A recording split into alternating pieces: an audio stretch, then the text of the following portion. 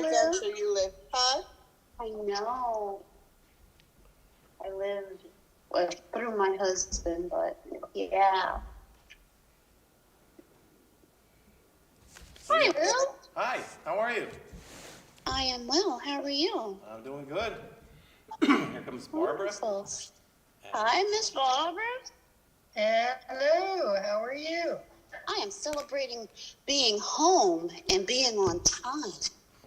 Wow. Hallelujah. That's wonderful. That is good. Wow. I worked from home today. Wow.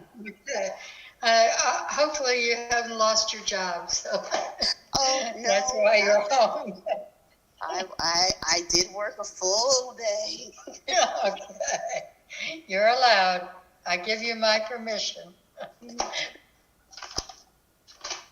Well, I'll say hello to the streaming online community. Welcome to another edition of Reading Through the Bible. We are in this Tuesday evening class reading one psalm or two psalms at a time as we read through the psalms and listen not only to the scripture but listen to our lives and to each other, and listening in the in-between and in the big voices and the small ones for God's leading and guiding in our lives. So I'm glad to be back with you.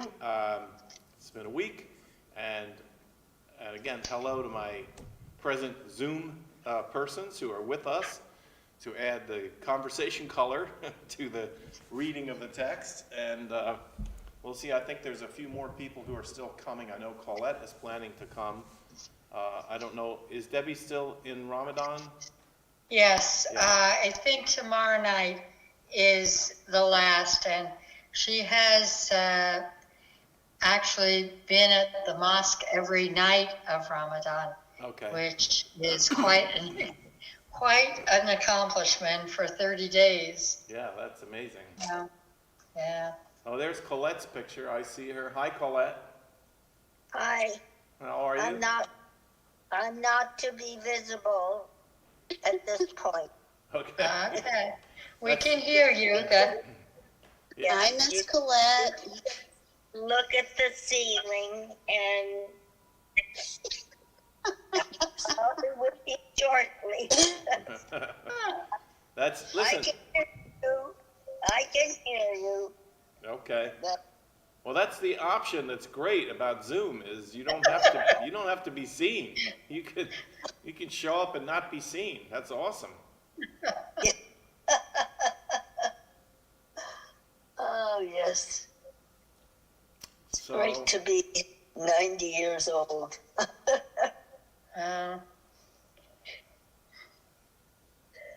Uh, I thought we were going to have a new person tonight, but she told me that she and her husband had a 53-year wedding anniversary to see. oh, wow. So they were going out to eat. well, that's good for them. Yeah. You should celebrate 53 years. That's good. All right, well, there may still be a couple others that come a little later, but why don't we go ahead and get started? We are on Psalm number 5, and this is a psalm that the editors have dubbed as a psalm, a morning prayer for protection. In their understanding, this psalm would have been used over many, many years in the liturgy of the temple, and this is a psalm that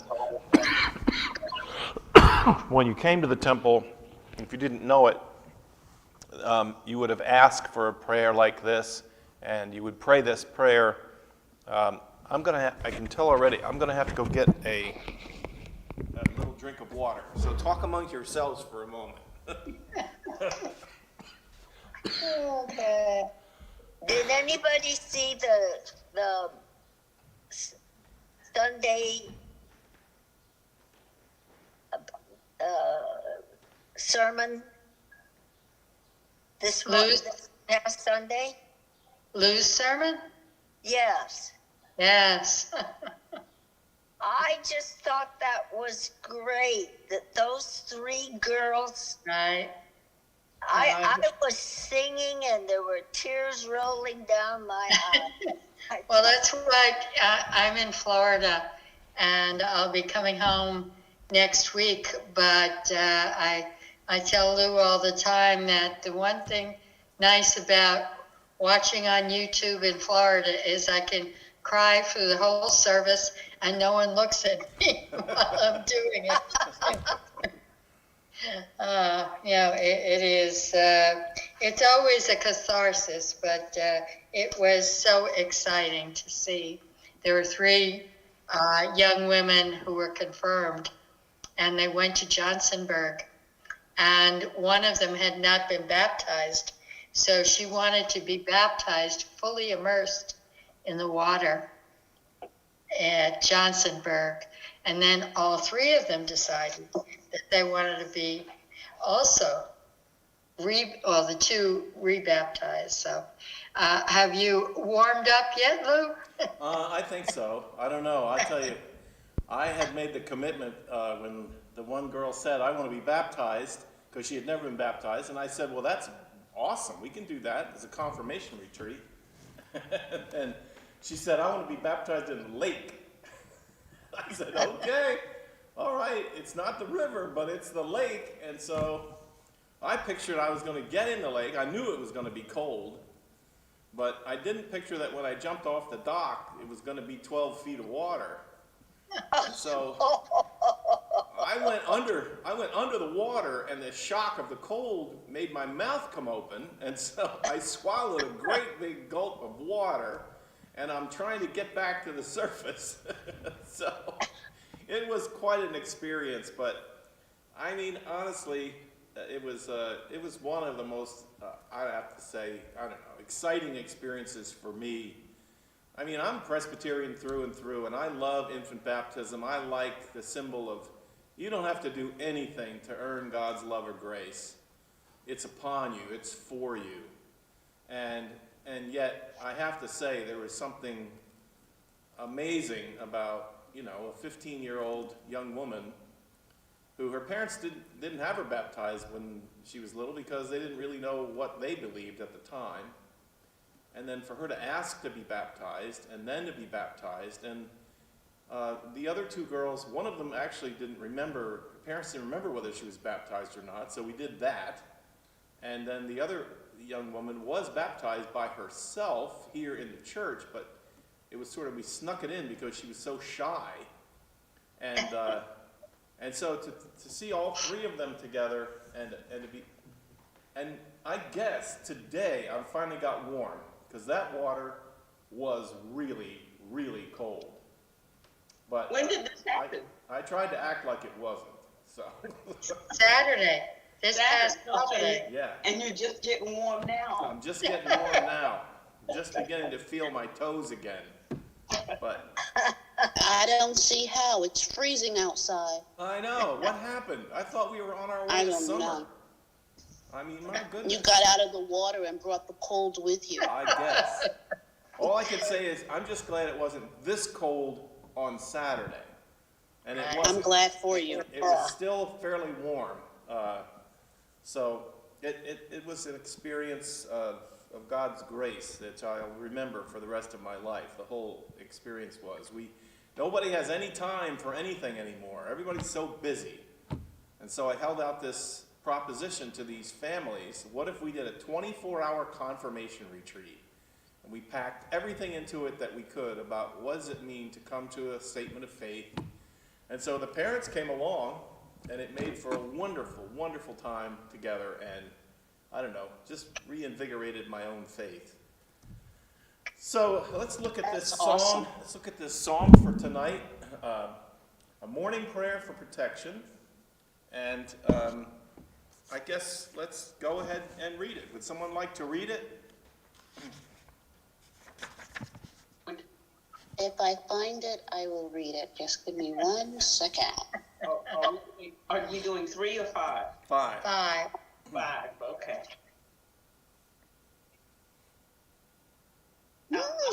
I can I can do 5 and I'm reading from Contemporary English Version. That's okay. Go ahead. Very well. Okay, I'm still You can finding do it. after that, Melinda. You Okay, got that's the fair. floor. So if there's any special word terminology that you want to highlight and it's not in here, you know what to do. Okay. Yep. Listen, Lord, as I pray. Pay attention when I groan. You are my King and my God. Answer my cry for help because I pray to you. Each morning you listen to my prayer as I bring my request to you and wait for your reply. You are not the kind of God who is pleased with evil. Sinners can stay with you. No one who boasts can stand in your presence, Lord. And you hate evil people. You destroy every liar and you despise violence and deceit. Because of your great mercy, I come to your house, Lord, and I am filled with wonder as I bow down to worship at your holy temple.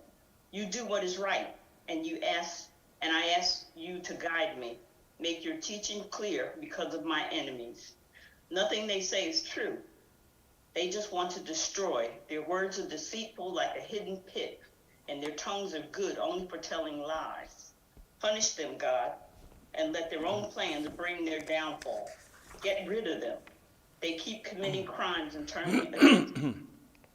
Let all who run to you for protection always sing joyful songs.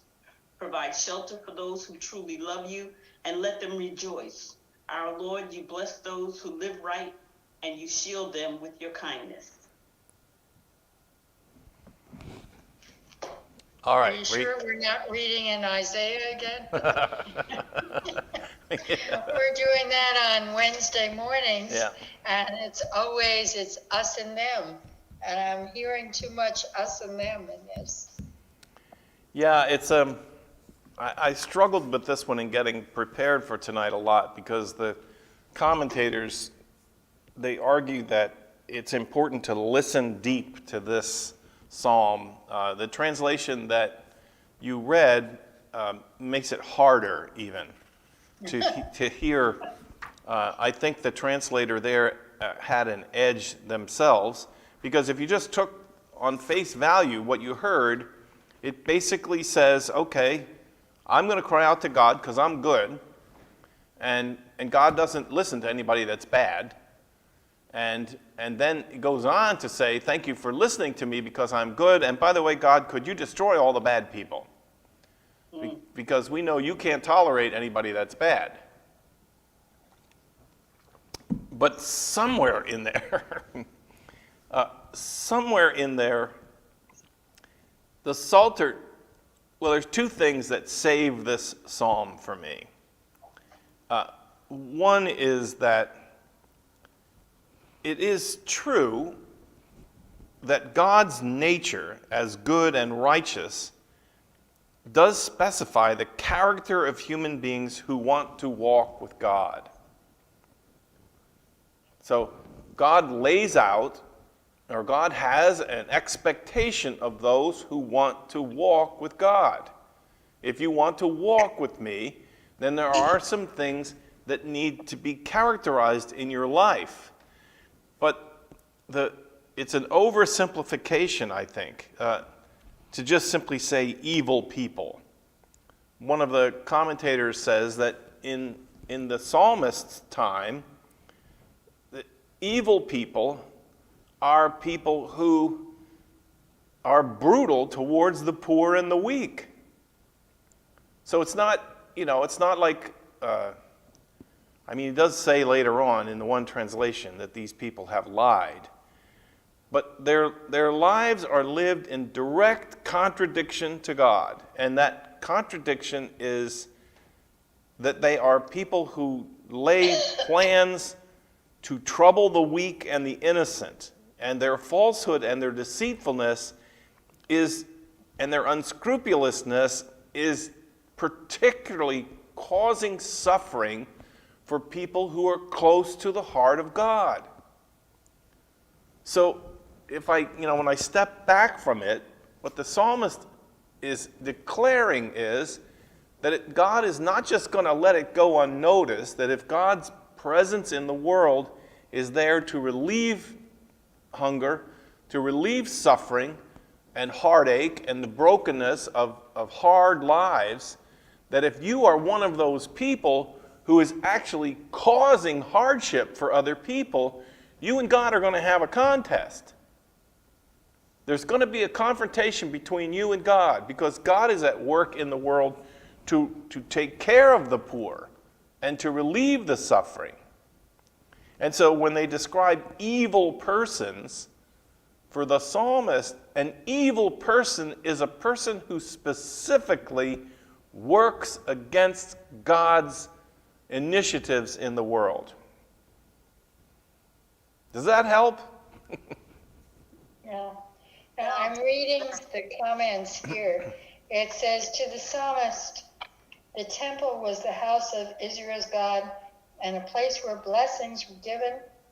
3 themes alternate: seeking and enjoying God's presence, God's abhorrence of the wicked, and the threat of the wicked.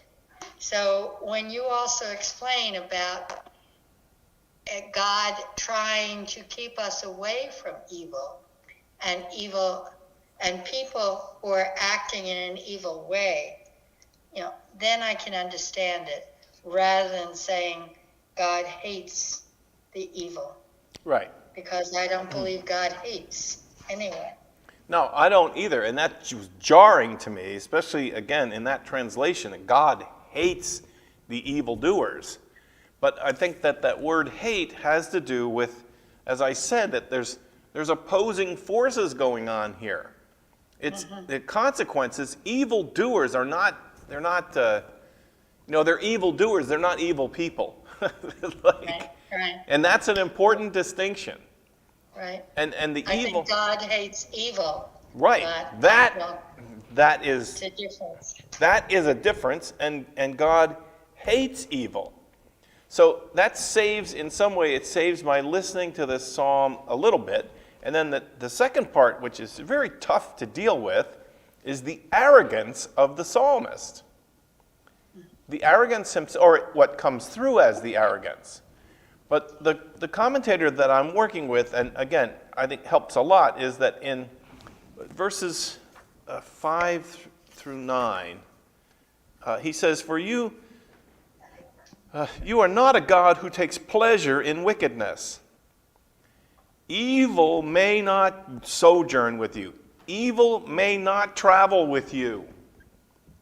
And again, this is a distinction between evildoers and evil itself. So in the more rough translation out of the Hebrew, I'm reading what is really kind of a direct from the Hebrew, where the words are, you are not a God who takes pleasure in wickedness. Evil may not travel with you. Boasters may not set themselves before your eyes. You hate all the workings of iniquity, and you shall destroy those who speak falsehood. You loathe bloodthirsty and deceitful people. Now, listen to what happens when it gets to verse 7 or 8. But I will enter your house. What is the basis on which the psalmist is going to enter the temple and go in and feel safe and secure? The psalmist is going to enter the temple not based on his inventory that says, well, I thank God I'm not an evildoer. That is not the basis, because he gives the basis. He says, but I will enter your house. I'm in verse, I guess it's verse 7. Right. I will enter your house based on, and there's a Hebrew word here, on the abundance of your loving kindness. So that it's not, I'm a good person, and so I'm going to go in and I'm going to walk with God and talk with God. No, it's, I have entrance to the house of God because of God's abundant, and the word isn't here, but this is describing mercy. I will worship toward your holy temple in reverence of you. And the commentator that I was reading on says that is to say, it's only God's grace and the covenant love toward God's people, which makes entrance into God's presence possible. Those who knew and understood this love of God sought not only to turn from evil, to renounce evil, but also sought forgiveness for the evil that they had done. So it's two parts of what I just have to, in my mind, I call reconstruction of this psalm. It brings it back to me. It's a celebration that God is a God who loves kindness and goodness, and especially in initiatives of relief towards the poor. That's what makes God very happy. But what makes God really unhappy is when human beings conspire together. Life is hard enough as it is. Human beings conspire together, they lie to themselves and they lie to others and make life harder for the weak, for the orphans, for those that are already walking uphill. There's no call for it. There's absolutely no reason for it. And so you can feel that what the psalmist is describing is this is a character of God, that God abhors people who make life harder for other people. It's just not right. And then the psalmist is not saying, oh, I walk with God. You know, me and God, we're good. We're tight. We walk together. We agree. No, the psalmist says, and by the way, there's only one reason. There's only one reason why I can go into the temple and have a sense that God is with me and I am walking with God. And that's out of God's enormous loving kindness towards someone like me. That hidden in that statement is his own humility and his own confession that he has not earned God's love or kindness. But instead, it's only because God's kindness is overflowing that he himself is not dismissed. Comments? What do you think about that?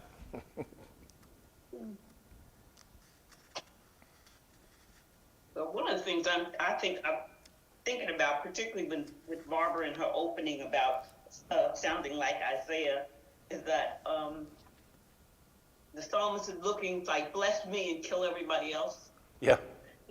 Instead of another way to look at it could have been bless me and help them to turn from their evil ways. Yeah, that would be. That would have been a better prayer. That would be a little easier to swallow. Better prayer. I mean, I guess that even would have made sense even more because the commentator is making the point that the psalmist is not just talking about random evil people. The psalmist is talking about people who are perpetrating their evil against him. He's suffering from their evil, their plans and their plots. And that may be why, in his own human way, he imagines God destroying them. I mean, doesn't he say at one point, just throw them out in the ground? Isn't that in there somewhere? Mine would bring their downfall. Let's see. Yeah, maybe that's it. Oh, mine is in verse 10, thrust them out because of the multitude of their transgressions, for they have been rebellious against you. Yeah. But let all who take refuge in you rejoice. Let them be jubilant forever, and over them set a screen that they may exult in you, those who love your name. For you will bless the righteous. I always get a little nervous. Some of the hymns that we sing in church use this word righteous. And they talk about how the righteous, the righteous know the way of God, and the righteous walk in so and so. And well, they just talk about the righteous all the time. And ever since I was a kid, I hear the usage of that word, the righteous, and I think, who is righteous? I mean, who is righteous, really? Who is righteous? And then, of course, as I grew up in a Christian sense, we teach that Jesus is our righteousness, that God has created a relationship of goodness between us and God, but it still doesn't work for me. I get very twitchy when Christian congregations sing of themselves as righteous people. I don't know. Does that make sense to you? Like, Righteousness sometimes to me is arrogance, but Yeah. I also think it is, if you look at it the other way, it's right thinking. So trying to stay away from the arrogance that I'm right, I know the right thing, but no one else does, is, it's very easy for us to fall into that trap of we know it all. yeah, and the idea that we're close to God because we get it right. I mean, but Jesus cautions against the prayer in the temple, the man who walks in and says, "I thank you, O God, that I'm not like other people." You know, like, I try not to be overly, picking on myself, but I do know that I cannot stand before God and describe myself as a righteous person. I just can't do it. I'm a person who seeks righteousness. I long for righteousness, and especially if you're willing to trade the word righteousness for justice. Now that I can get into, and again, I am not going to stand up in front of any congregation or group of people anywhere who knows me and say that I'm a man full of justice. I'm not. But I long. You're a seeker. What's that? You're seeker. You're seeking I am. justice. I am seeking justice. I seek justice and righteousness in the world.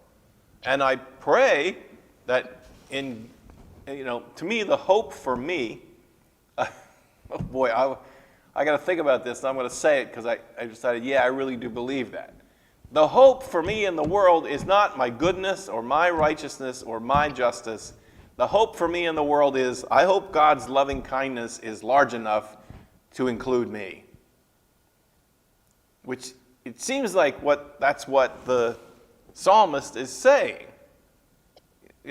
Literally, thank God for the enormity of God's love and kindness.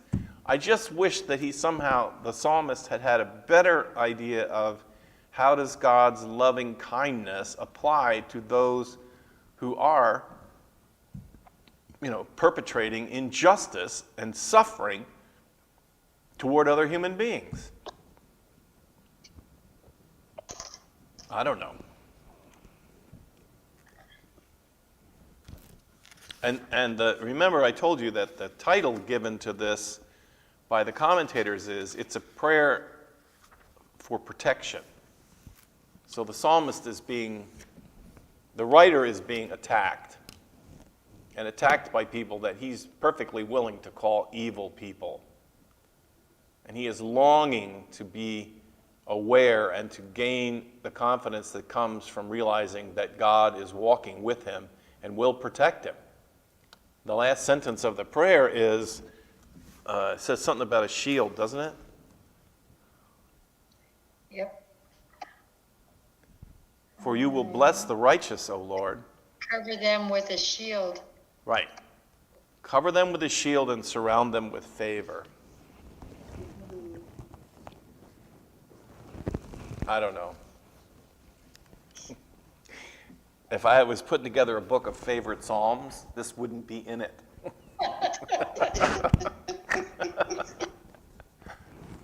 I agree.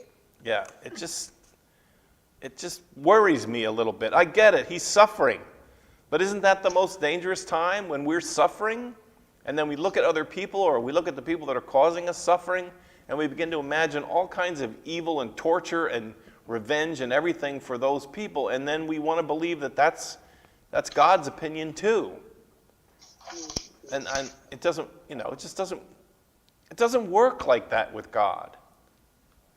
It's clear, like I said in the beginning, we can be very, very clear that God hates evil and works against it. But what to do about evil people?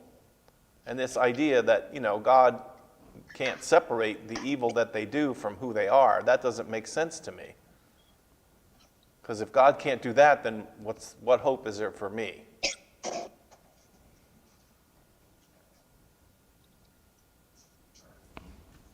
All right. Are you done with this one? Please. Move on. All right.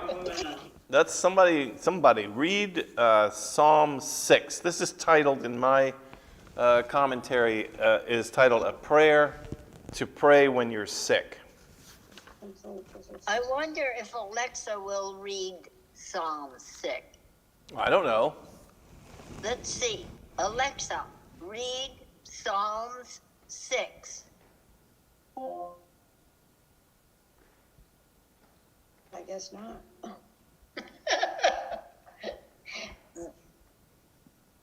I guess she's not. Good try, Colette. She's So- blinking green, that's all. Now, Let me try it. Melinda, read Psalm 6. Reading Psalm 6. beautiful. That's beautiful. All right. Listen, do not rebuke me in your anger, nor discipline me in your wrath. Be gracious to me, Lord, for I am frail. Heal me, Lord, for my bones are horrified, and my soul is greatly horrified.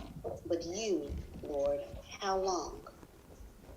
Return, Lord, rescue my soul. Save me because of your mercy, for there is no mention of you in death. In Sheol, who will praise you? I am weary with my sighing. Every night I make my bed swim. I flood my couch with my tears. My eye has wasted away with grief. It has grown old because of all of my enemies.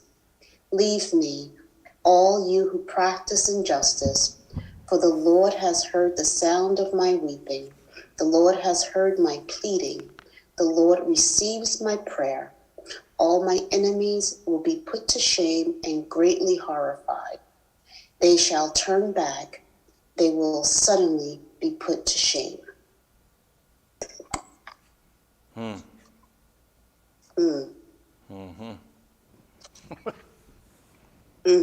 Comments? Anybody?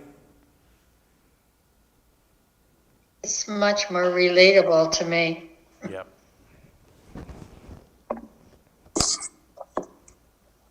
Good job, Alexa. Yes.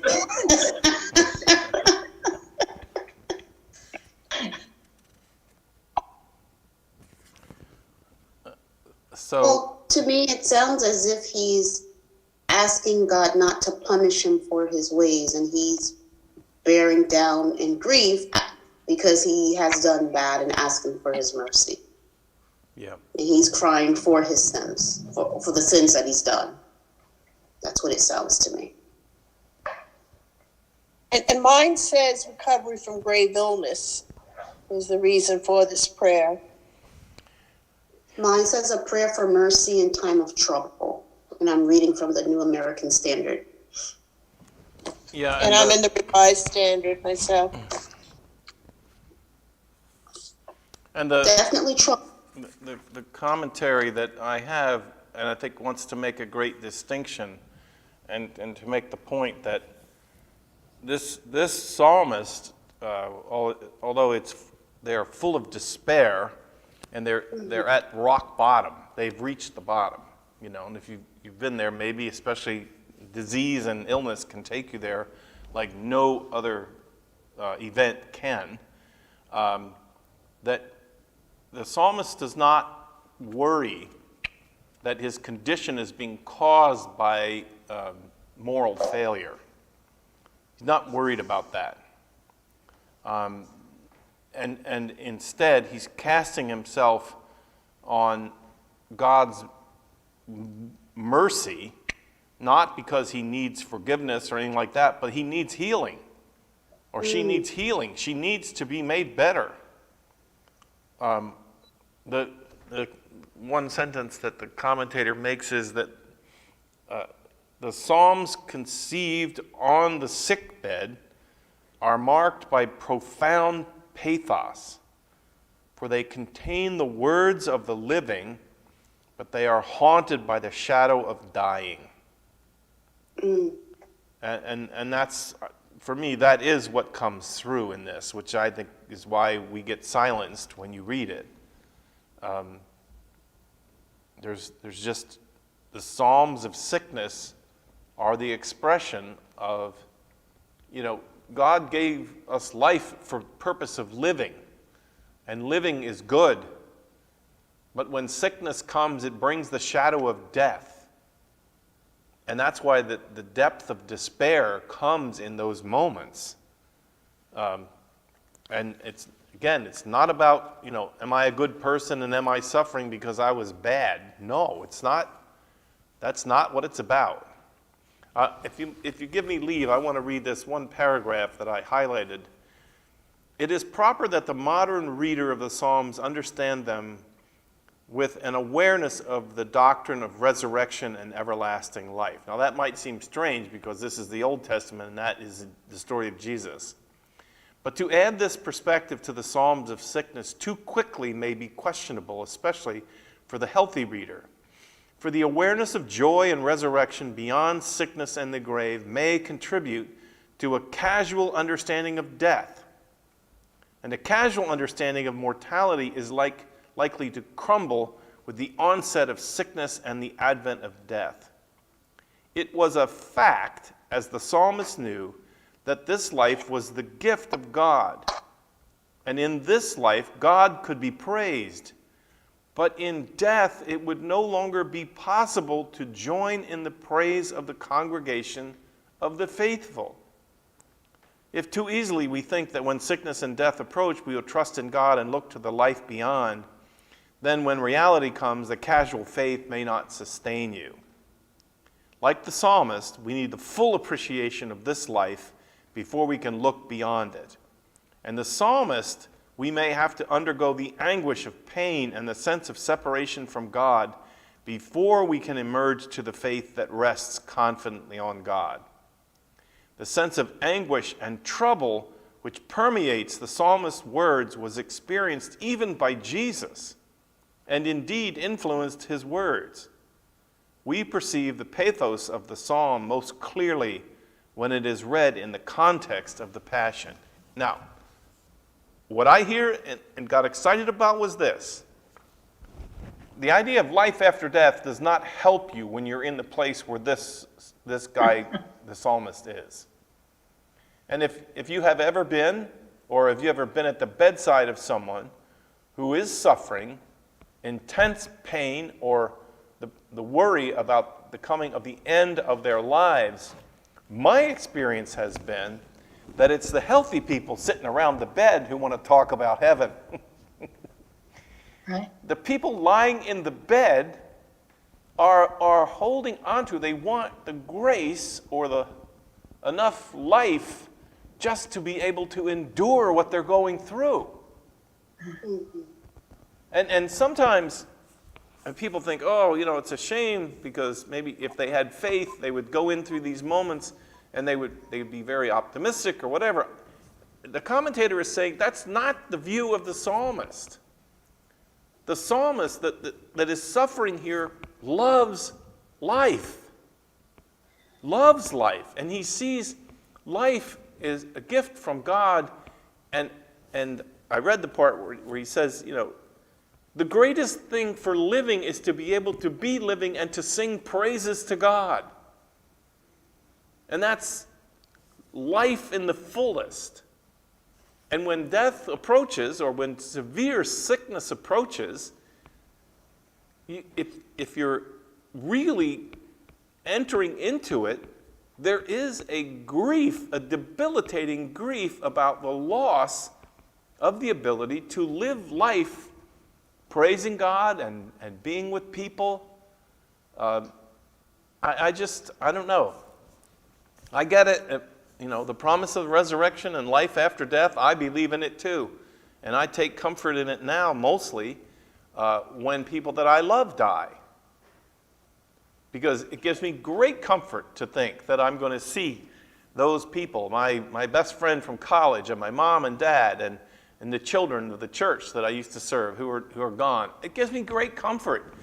But what I have to admit is, especially walking with my dad through his time of dying,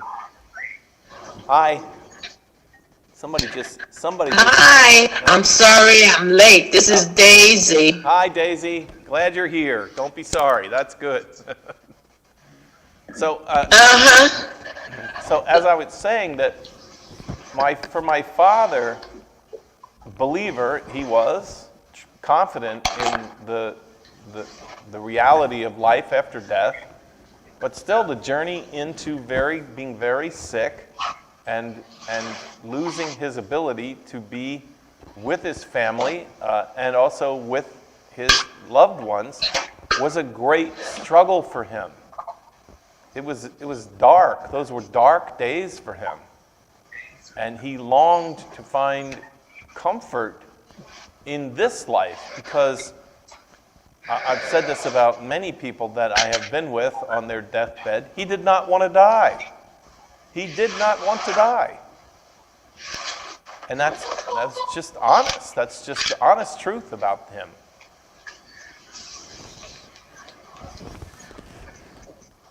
So I'm going to pause and listen for what you have to say or what you're thinking. Well, I don't want to die, but I know it's getting closer. I like life better. Please, can I have some more life?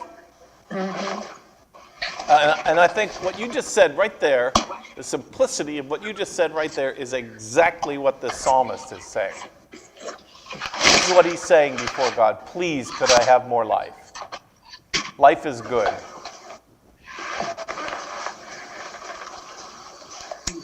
Okay, do you mind telling me where we are? Yeah, we're in Psalm number 6. Psalm 6. Sorry. 6. Yep. Okay. Thank you.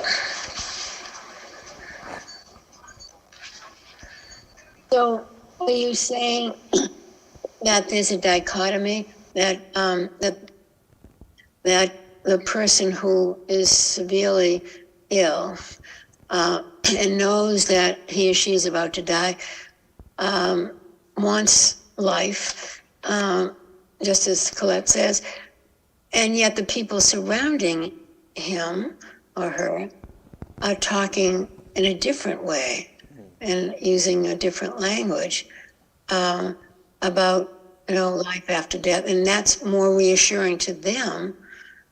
Whereas the desire to live, it sounds like it's a very different construct, of what the person who was about to die is thinking, and the people surrounding him or her are believing.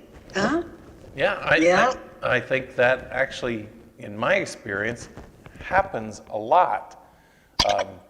Partly because if someone that you love is there and they're dying, and they express to you that they don't want to die, it breaks your heart.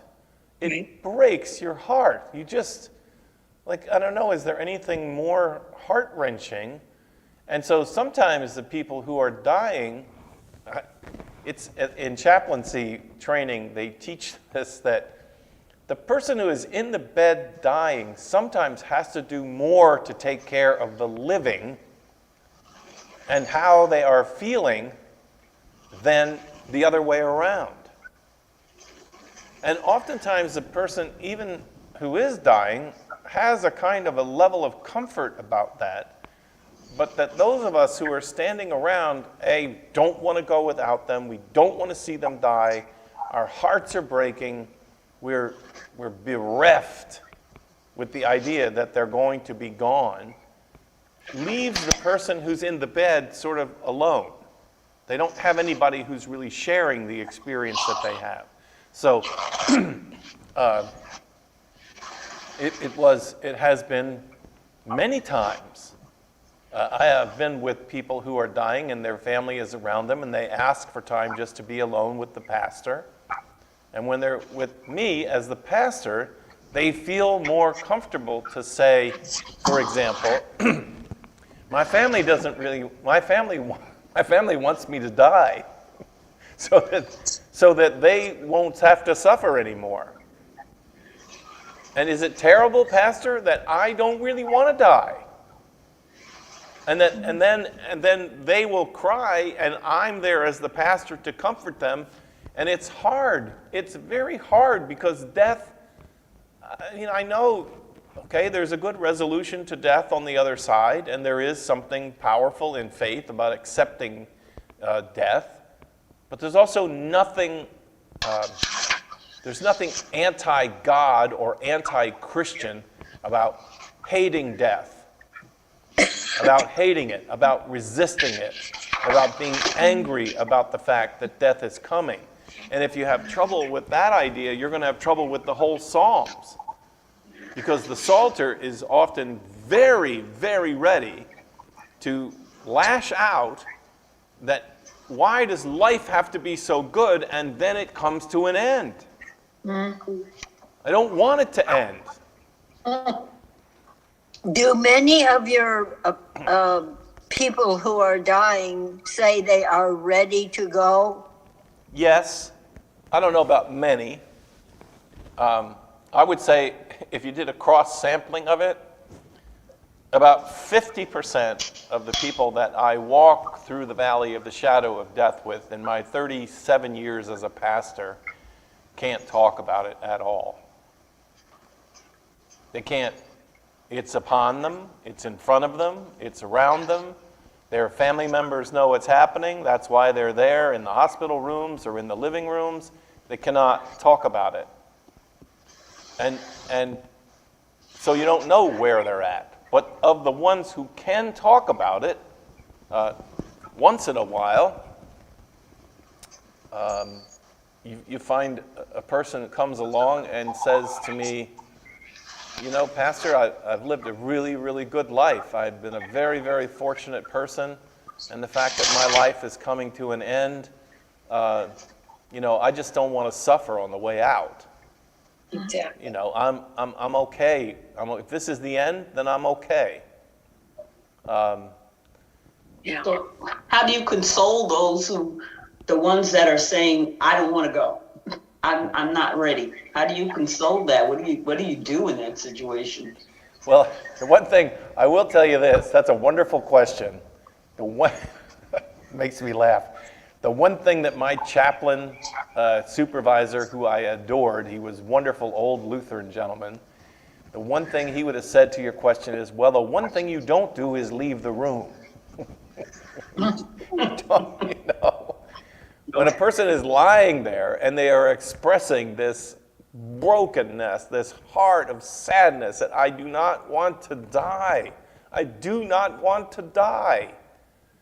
The one thing you don't do is don't leave them because you're uncomfortable with what they're saying. Mm-hmm. And that, more than anything, I mean, if you stay there, stay in the room, hold their hand, you might even say to them, I don't know what to say to you. Because in the moment of the truth of death, the greatest salve, the greatest remedy is the truth, whatever it is. Like I remember early on, one person was weeping in their bed. Their family had been sent out of the room and they were weeping in their bed that they did not want to die. And I didn't really know what to say. And then I finally said what was the truth. I said, when you're saying that, it makes me want to cry. It makes me want to cry. It makes me very sad. And the person said, well, then cry. Just go ahead, cry. What's your problem? You're not dying. I'm the one that's dying over here. Stop worrying about how you feel. And getting, getting out of ourselves to a place where, I've said this so many times in my life, that the worst thing that you can do, the most torturous thing that you can do to a human being, given how we are made in the image of a God who is a God of relationships and togetherness, the worst punishment you can give somebody is solitary confinement. It is appalling to me that we live in a society that accepts solitary confinement, sometimes for months. And psychologists now are only beginning to study it and say it is cruel beyond belief to put a human being in a space where they are completely alone. And so keeping that in mind, the journey to death, to coming to the point of death, in the society we live in, which cannot talk about death, we don't know how to deal with it. We either laugh and deny its pain, or we don't talk at all. So what happens is, oftentimes, persons who are moving toward their death have an overwhelming sense that they are alone. Mm-hmm. That no one can really enter into the place where they are and just stand there and just be there with them. Just hold their hand. And if they cry and they lament about the fact that their life is over and it feels too short and they're not ready to go, holding on to their hand and rubbing their head without a word to say, or saying, "You leave me without any words to say, I don't know what to say."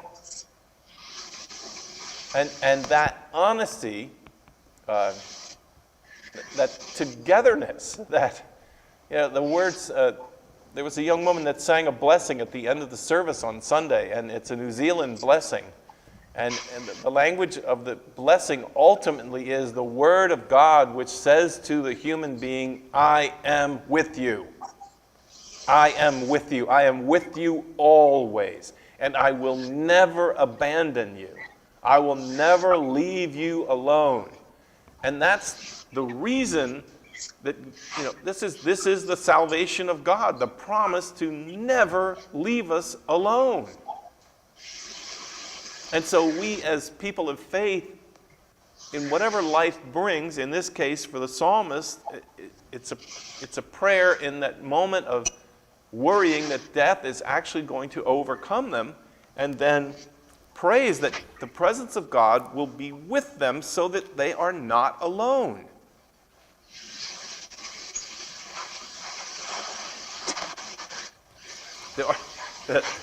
The writer of the psalmist is trying to make an appeal to God. It's a tricky little trick, but he says, "Listen, we know, God, that the greatest thing a human being can do is praise you and to give you thanks. But if I'm dead, I won't be able to give you thanks anymore." So could you just spare me? You want one more voice in your choir, right? Just let me just continue to be a part of that. It's wonderful, the desperation that this person is feeling. The guilt trip. That's right. That's right. I don't think you could guilt trip God. You're guilting God. Well, it's a tactic. Moses did a lot. Moses used it a lot with God to try to lay a guilt trip on God, to say, God, really, you should be ashamed of yourself how you're treating these people.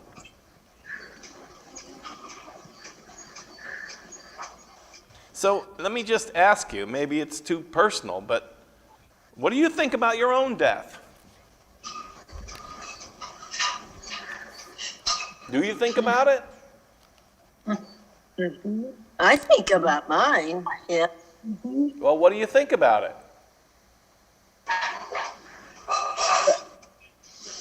Well, I just think that I hope that I don't suffer, and I'd rather go in my sleep. Mm-hmm.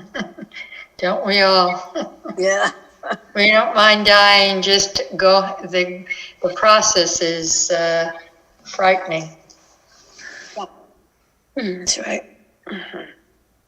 Well, I remember reading that, quite apart from faith, there was humor, that Norman Mailer, when he was so ill and dying, would say, anybody who comes to see me, you have to come with a joke. You have to come with humor.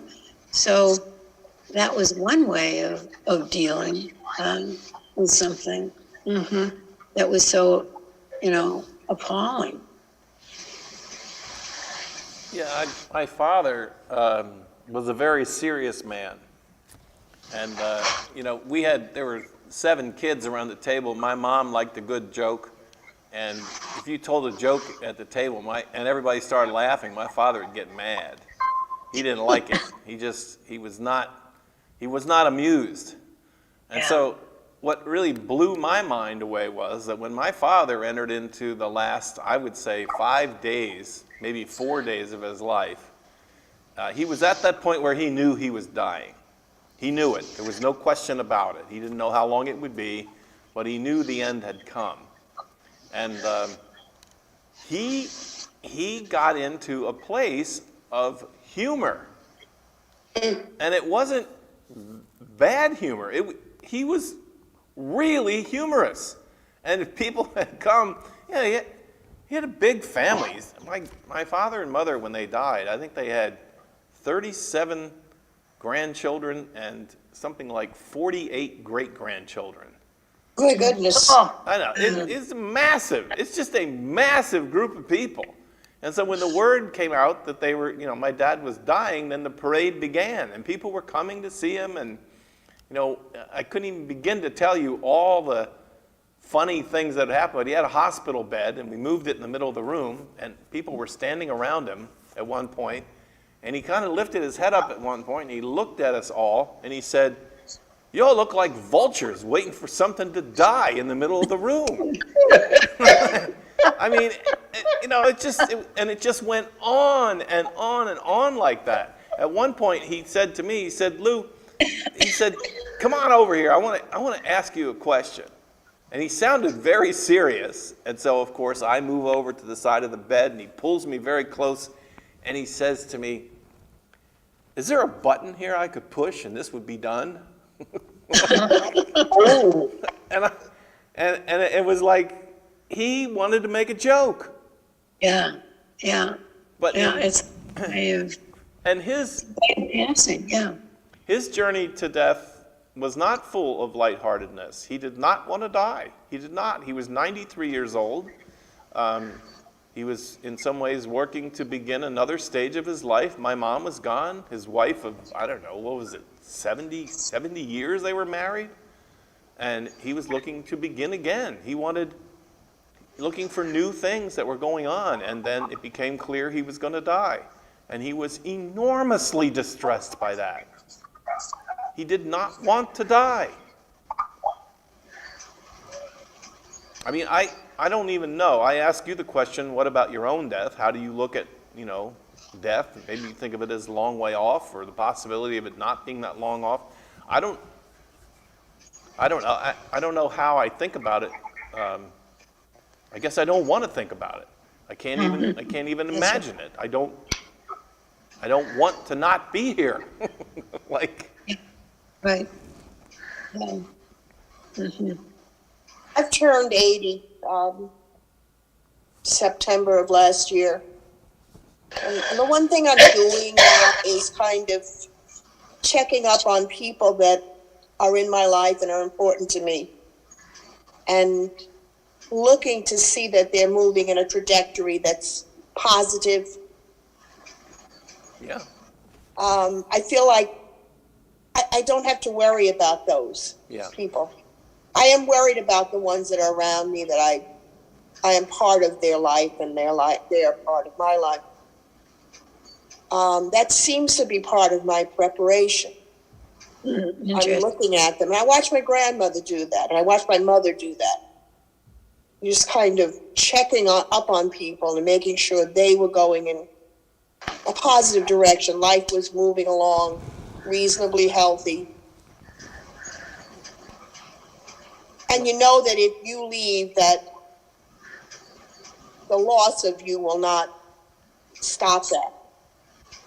I Does that think, make sense? yeah, Yeah. it makes a lot of sense. I love that image of you saying that, Yeah. you Yeah. remember your mother doing it and your grandmother doing it. I just think it's, what a powerful image, that in these days of your life that, you have less life to live maybe than you already have lived. You could argue that's reasonable, right?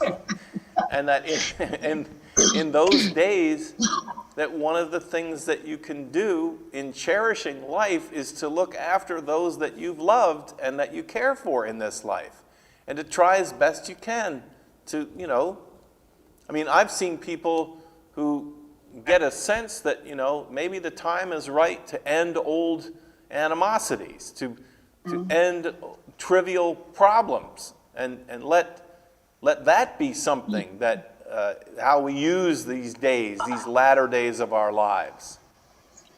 Well, are we talking a little bit about preparation? That that word comes to mind, in preparing to leave this life. What are the things that you do?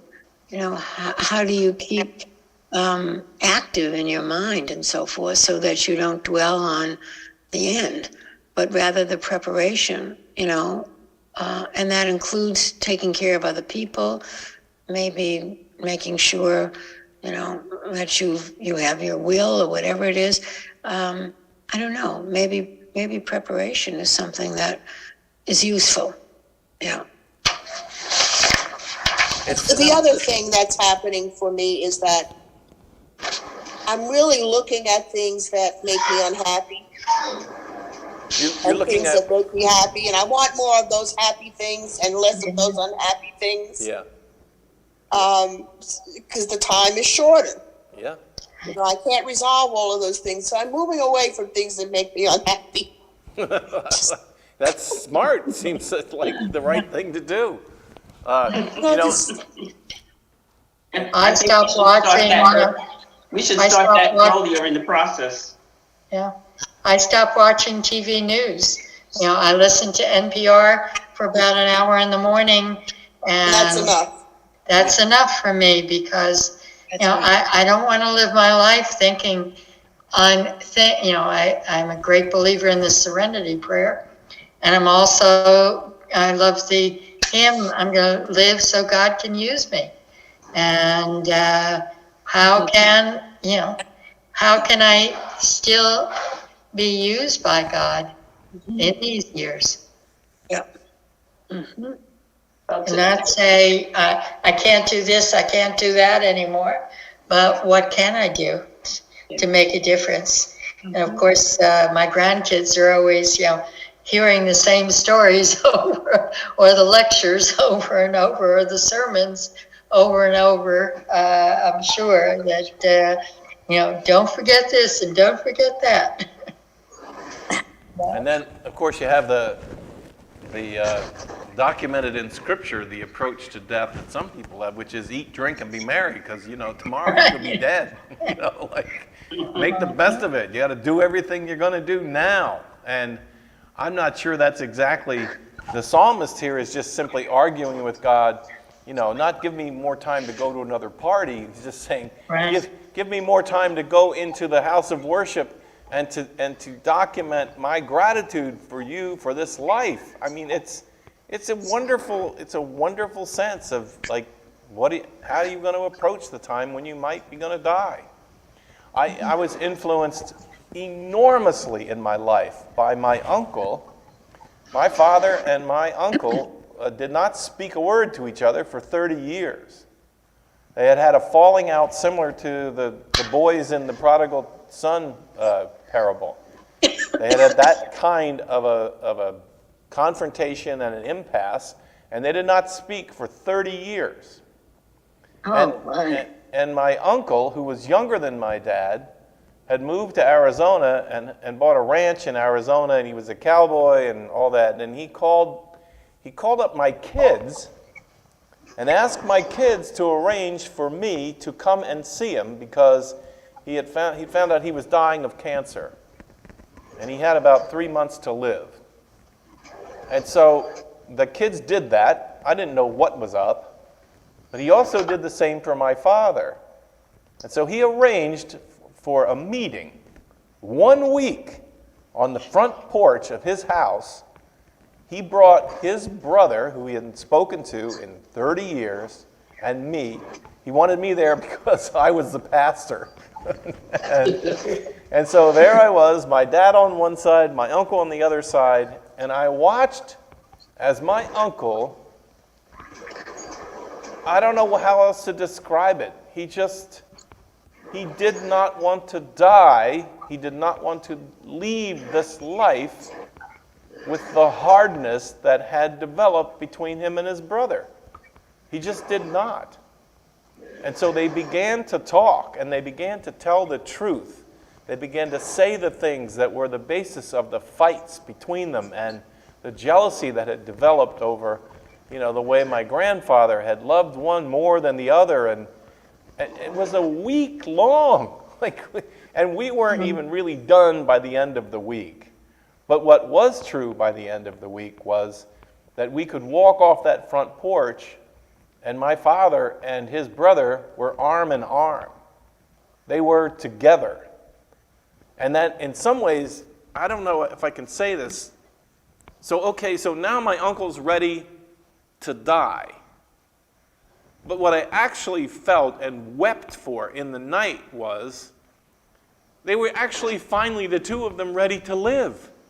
They were finally, the things of death and brokenness and hostility between them had been done away with. And now would have been a perfect time for the two of them to live. To just live, and to live with the burden of that off of them. And yet, we left there at the end of that week, and it was just 2.5 months later that my aunt called and said that he had died. And that what he wanted more than anything was for us to get back on a plane and fly out there. I mean, I was a pastor, my dad was a pastor, and so he asked us to come and to do his funeral. But what a difference it was for my father to be present at that funeral, knowing that the reach of hostility and jealousy and death that had claimed their life during their living was gone. And unfortunately, now death had come. Brought them together. Yeah. But is that not a lesson to all of us that not to, I know what Brenda was saying, and I feel too, I want to be around positive people. Yeah. But I also don't want to live with regrets. Right. And if I can in some way make those connections again, and not feel, or try to understand why things happened the way they did. That, but I also, how can I treat others if I can't go back to ways that I did not connect with someone? How can I connect with others? And how can I be, I guess, a little more accepting of others' failures and more accepting of my own failures. Yeah, and it's not to, even in the 12-step movement, they talk about trying to make amends for things that are broken, but not all things can be mended. There are many brothers, I think, who might try to get together and resolve their issues and find out just that they have more now than they ever had before. That right. It does not resolve. But spending life in life, that while you're living, spending life in the engagement and the issues of life. And that's what God loves. God loves life. God detests experiences of death and power that come reaching into our lives.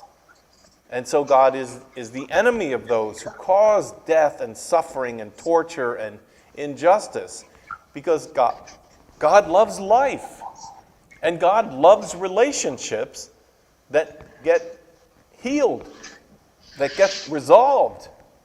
And then, I don't know, somehow the power of life is released into the world.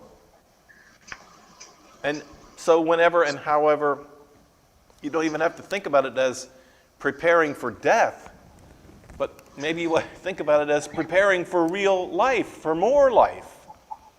I love what you said, Brenda, about looking out to or looking to care for those that you want to make sure get what they need to go on a right direction. It's a very moving thing I heard you say, because you know what it makes me feel is that's life. That is life. And that's the best way we can spend our lives, is caring for each other, checking up on each other, encouraging others, and seeing to it that while we have breath to breathe, that our life can be used in that kind of a blessing for someone else. And maybe it's our family, maybe it's the people we know, our grandchildren or our nieces and nephews, but maybe it's also strangers.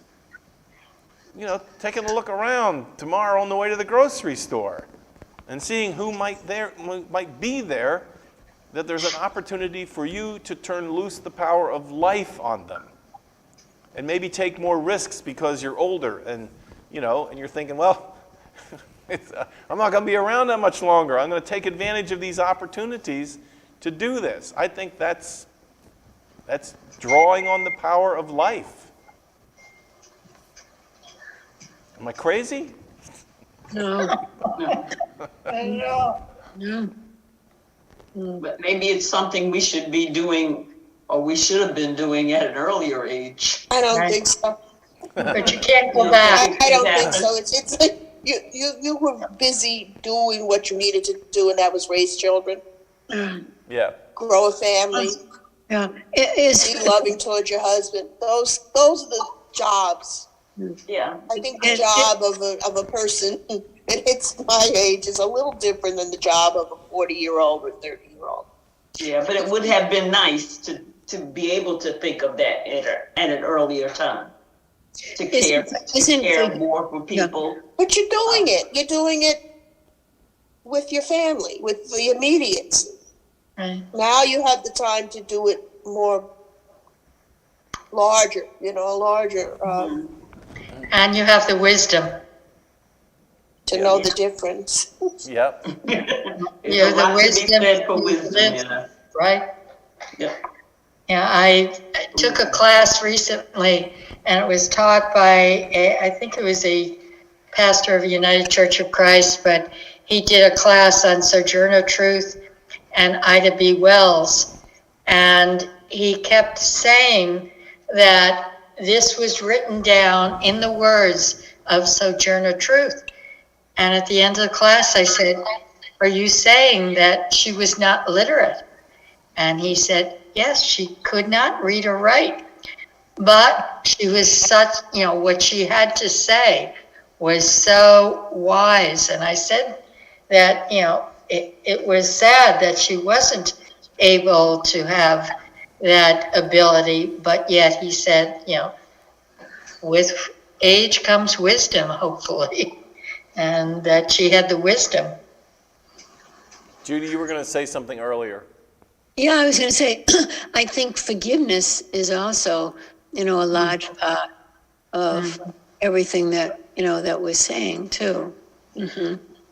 So, in that meeting, Lou, that you talked about with your father and his brother, I mean, forgiveness and letting go, I guess is part of the whole process too.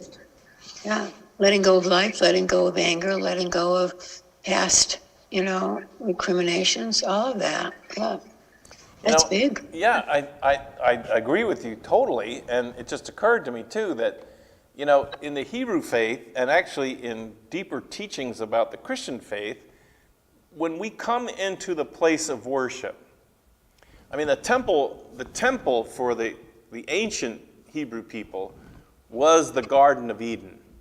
When you went into the temple, you were entering into the Garden of Eden. You'd come back to the place where God was one with human beings.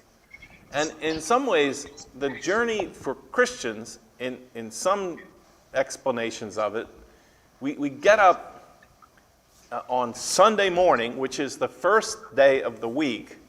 The first day of the week, and the first thing we do is that we go together into the place of worship. And in some ways, what we're rehearsing is that in that place, God is, it's almost like Saturday night was the end of one life, and Sunday morning is the beginning of a new life. It is our chance at starting life over. It's our chance at beginning again. And that's why for Presbyterians and Reformed, and even the Roman Catholics, that part of what happens right up front is confession and assurance. It's you got to get the scales of the old way of living out of the way, and confession, and then forgiveness, not just the forgiveness of God for you, but forgiveness that you're willing to offer to other people. The deck is cleared. The deck is cleared, and the opportunity now comes for you to begin your life for this week. And like the sun rises, we think of it, well, it's the start of a new day, but in deeper Christian spirituality, it was as if God remade the day. That when the sun came up, God made the world again. God made it all over again. And life is new, and life is full of possibilities. And that's what gives the power for us to see life and let the scars of the past go. Let the past be the past. And this is the day which the Lord has made. Let us rejoice and be glad in it.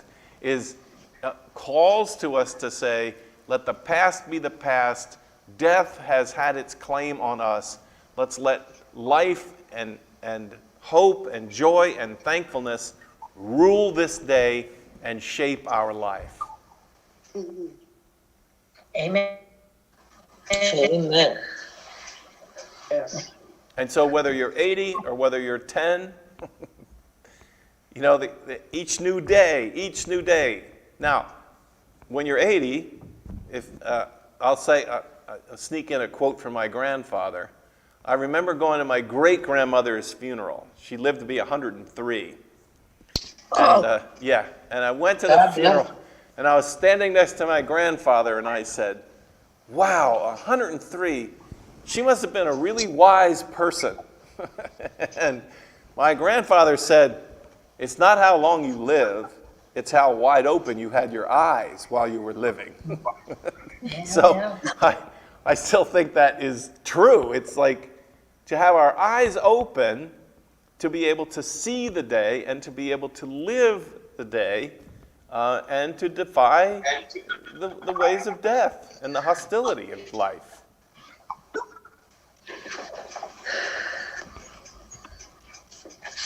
Is there a way of embracing death as part of life? My immediate answer is no. Because I think that the rule of death is real. It is real. And there are certainly practices of different kinds of faith that argue that death is an illusion, and that you should live, death isn't real. And I'm not one of those people. I think that death is real, and it has to be, it can be a motivator for you to claim life. But if you live in denial of death, and you live as if you're never going to die, I think I don't know. I think you're in denial, and I think you're going to miss the biggest and deepest parts of life. Yeah, I was more in terms of acceptance of death. Yeah. Is that an easier way to accept death, if you consider it as part of life? That's what I was thinking. Yeah. I think, I mean, I don't know, what do the others of you think? I think acceptance of death can be part of a healthy life, but I'd want to know more about what you mean by acceptance of death. Right, yeah, I guess the illness or the inevitability, I guess, comes to mind. Yeah, accept the inevitability of death. Yeah. Yeah, that's what I was thinking. I think because I was diagnosed as type 1 diabetic at 28 or 29, and of course, as a reader, I read every book I could find, and everywhere I read was that my life expectancy was much less than anyone else's. And I kept thinking, well, and at the time I had one child and then had another, but just thinking, well, if I can only live through the time that they graduate high school or whatever. But I think it certainly made me realize the importance of living every day to the fullest, and still does. And I think that there are people who deny death is going to happen to them, who, just think, well, I'll do it tomorrow, or, I can, next year I'll plan on doing that or whatever. Well, it's interesting that you mentioned the thing of a diabetic, because, in my life, learning about the struggle for healthcare workers to get diabetics to take care of themselves. Like, it's strange, because when people learn that they're type 1 diabetic, it's not quite the same now because it's easier, but the refusal to take care of themselves, refusal to, to monitor their blood sugar, and knowing that refusal to do that was going to mean that their life was going to be much shorter. But the denial of it, I mean, I had one church member in my first church. He was not only type 1 diabetic, but he was an alcoholic. And the doctors said to him, look, maybe you won't get your sugar under control, but if you don't stop drinking, you're going to be dead. And in his life, I mean, he was a wonderful man to know him. His personality was fine. He wasn't a brutal drunk or anything, but he lived as if he was invincible. And I don't think that, I don't characterize that as, I would just characterize it as just plain stupidity. Because if he could have just moderated his drinking, or if he could have at least just monitored his blood sugar and attended to his blood sugar, he would have added years to his life. But in his case, I think underneath his cavalier attitude was he didn't want to live. He, I think, welcomed. If he was going to be diabetic, he's like, bring it on faster. I think the other thing I think about with aging too is the freedom to do what you want. I think of the poem, "When I'm an old woman, I will wear purple." I mean, even I wrote a note to each of the new confirming people who just joined the membership, and I'm thinking, what do they care if, an old lady sends them a note, welcoming to the membership? But I know what a note means to me. And I realize that, what are they going to do? They're not going to be mad about my writing it. They might think why would she write it? But I felt better myself about doing it. And I think I do a lot more now than I ever did, that, I'm not afraid of what is someone going to think of me and why am I doing this. So, Barbara, what in the world did you say to those three young people? I said, welcome to the membership, and that I have been a member of the church for 50 years, and it's been a wonderful faith journey, basically. And I also put in a copy of one of my favorite quotes from Margaret Mead, and I can't remember it exactly, but don't think that a small group of people can't make a difference in the world. Right. It's the only thing that ever has. Right.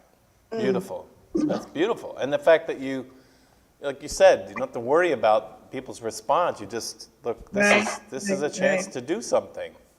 You know, and I think it reminds me a little bit of Brenda's image of saying, look, where I am in my life, I'm going to look around a little bit. I'm going to look around to take care of some people. I'm going to try to direct them in ways they might not be directed. It's beautiful. Just how do we live our lives? And I think, Barbara, you use the word freedom. And I think that's so important. Freedom from what other people think. And just doing what you feel makes you feel good. Yeah. And what you think is the right thing. You know? Yeah. And it doesn't matter what's on the other side or what the response is. It's what you feel makes you feel good. Right, and hopefully it will make the other person feel better too. Right. I have I've spent in philosophy and theology training, I run into people who, I know they're right in some ways, you know, to say, well, death is a natural part of life, and so, you know, mental health means that you just accept some level of death. But I will forever be a person that gets behind the statement, I hate death. I hate it. I really do. I hate it. I hate that it has taken from me people that I want to be in life with, and I won't disown that. I get it. You know, you look around, trees die, rabbits die, birds die, there's death everywhere. That doesn't mean I have to like it. It doesn't mean that I have to, you know, in any way pretend that it doesn't affect me the way it does. I'm not depressed about it. In fact, I'm just, if anything, I can get angry about it. And I can say, I don't like death. It's the enemy of life. And hopefully my approach to feeling about death the way I do leads me to do more of the works of life, because I know it's real. It is real. And so now is the time to let life rule. Do the things that life gives you permission to do.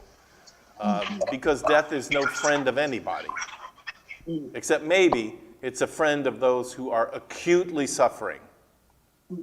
You know, and so I can say, in all honesty, what we say in the Christian funeral, which is we thank God that for them death has passed. And that the end of suffering has come. That I get. I understand that. Well, my friends, I don't know if you intended on having a conversation about death and dying on this day of your life, but I hope that whatever we've talked about will inspire you to life, and that will have you thinking about good thoughts about tomorrow and how we can take care of each other while the day lasts. And just remember that argument with God, that you can always just say to God, hey, wait, not yet. I got some more. Things to do. I got One more song to sing. Yeah. Miles to go before I sleep. Yeah, who's gonna praise you when I'm gone? Absolutely. That's it. Don't take me. Okay.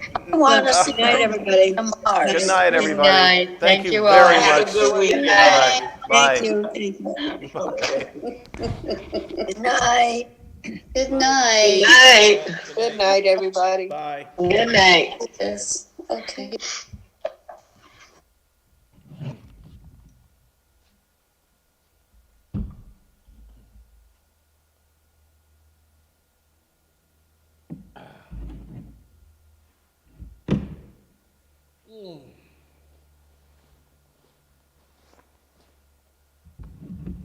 Online class, I sometimes forget to sign off to you. So I'll sign off to you now.